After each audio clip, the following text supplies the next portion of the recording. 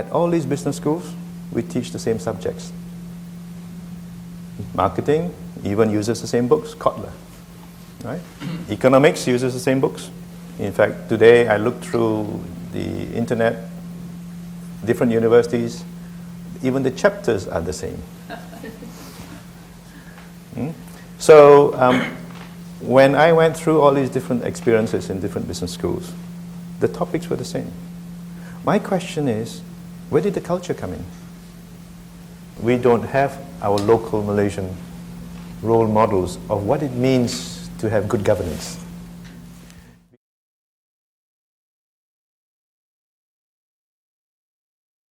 We come from a culture we are fearful to challenge, and this is happening. That's why we can't change the people who are greedy, the minority who are greedy.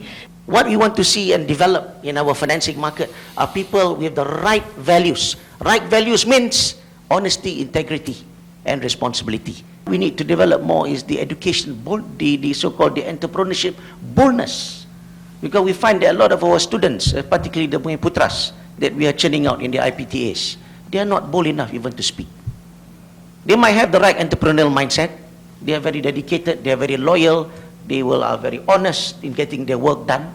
But at the end of the day, the standard of vocality is not there. They are not vocal, they are afraid of people. So this confidence level also must be included as part of the entrepreneurial index.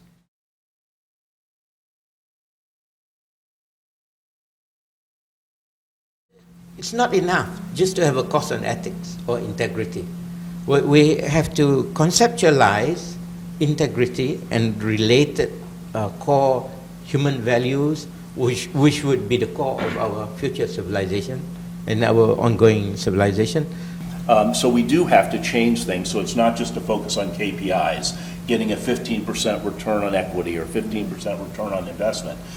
It's about what value are we creating for society, and are we creating a sustainable business profession that's going to go on for future generations. In order to change our culture, we have to change through education.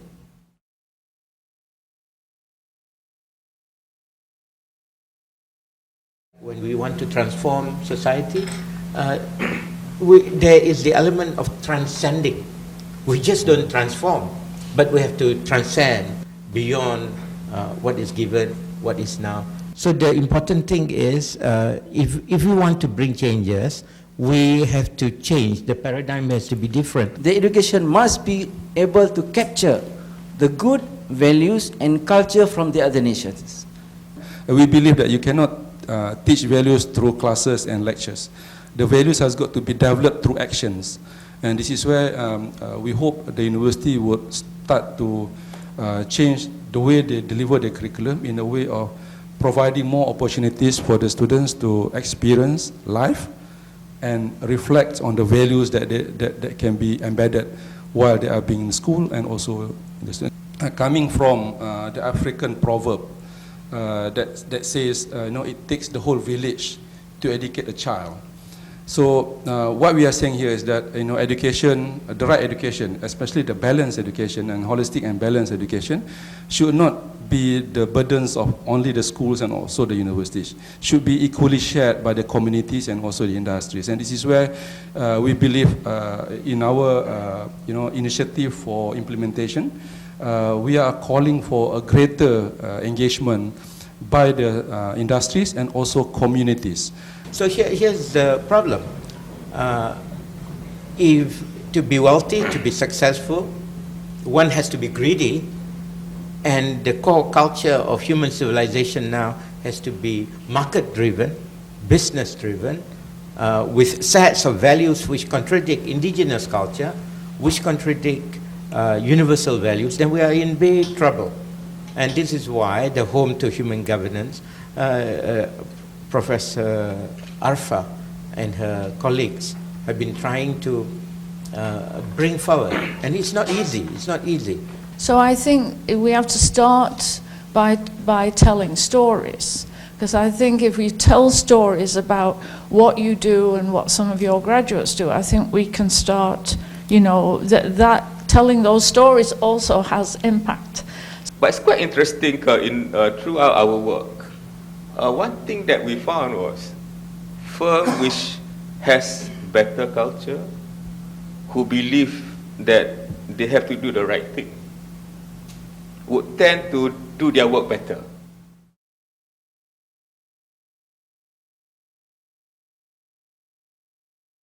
A business school with the right intent, the right people, has truly transformative potential. We at Putra Business School believe that you cannot teach if you are not it. So we will spend a great amount of time and investment in empowering and enabling our lecturers to be and to become and not to teach. In terms of its implementation, one of the manifestation is that we will insist on no traditional textbook. If you believe again that life is linear and not cyclical, then strategy that requires you to have a 3, 5, 10 years projection plan makes sense. But what if we don't think that way? Let's try something else. Let's talk about sensing and responding to what life has to offer us. But what do you base that on? And a lot of us here have talked about what is right. But then the question is, what is it right for? So we're in an era where we have truly incredible knowledge and technology, and you could on one hand say that it feeds into our God complex. So there are many things that we absolutely can do, but should we do it is really the heart of the question. So if we believe that education is to lead forth from within, then at Putra Business School, we are far more interested, without compromising technical mastery, okay, and the conviction of the heart. So one of the things that we want to ensure our students receive are challenging paradigms. Now, you talk about boldness, I will take the blame for Putra Business School for taking this route and this road towards doing something totally new. Unprecedented in Malaysia, not just in Malaysia, Tom, I'm sure, Eileen, yeah? Something different within the community of business schools as well. But we say we need to do something about it, even though it's just a small step. We need to start somewhere. We want to nurture leaders who's able to be themselves, not throw away the internal self and say, I want to be Bill Gates. Yeah? So to be that, I need to learn what are his attributes, and I will just copy and paste. Now we don't want that anymore. It is about coming from internal. Yes, it has been very challenging, especially for me, trying to do human governance, trying to bring human governance. But I think now I can say from a two-person's voice, now it's become many, many, many more. And I'm proud to introduce my team here. Yeah, that's Putra Business School. We want to move forward. Challenges, we take into account, yes, and now we look at accreditation as a way to help us. It is not about imposing something international, but it's about assisting us with the processes. And I think that is the way we are going to move from here. We don't want to lose our identity, but using our identity, our philosophy, Eastern belief system, we now bring in the process and procedures to take it out. We're very fortunate. We got a Malaysian, but totally, I would say, international process and procedures. And here I am, international process and procedures, not so much, but more physical, more psychological, more philosophical, talking about East. We are now marrying the Eastern philosophy and belief system with the Western strength of process and procedures. This is what we call Practicing Leaders MBA, which we are going to introduce in September to the world. And we hope we can start something, and we hope it is starting a journey which no one has taken yet so far.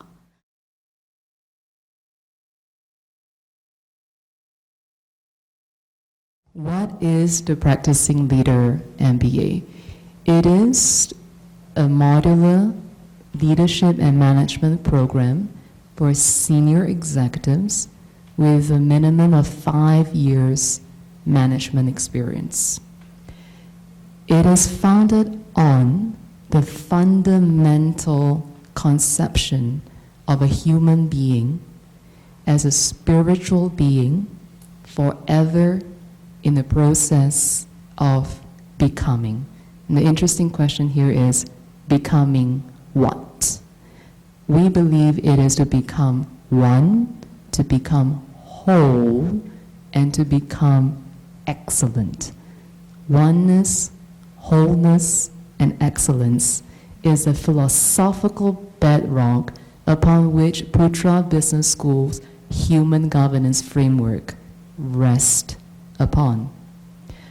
The first 4 modules, apart from looking very closely at the self of the leader, we also want to broaden and deepen the understanding of leadership across time in humanity and across cultures.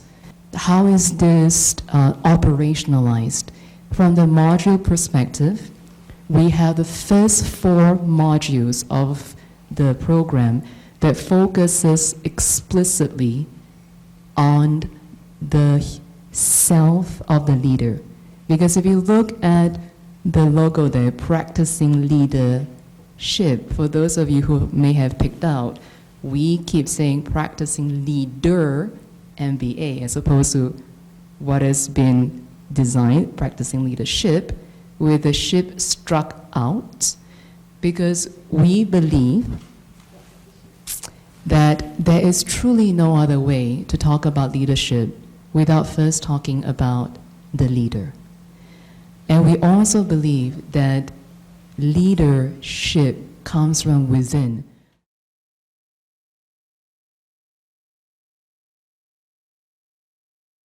Going forward, I must say I would like to thank everyone today for being able to make it. This is really meaningful to us, this session. So I thank you again, everyone here today, being able to make it.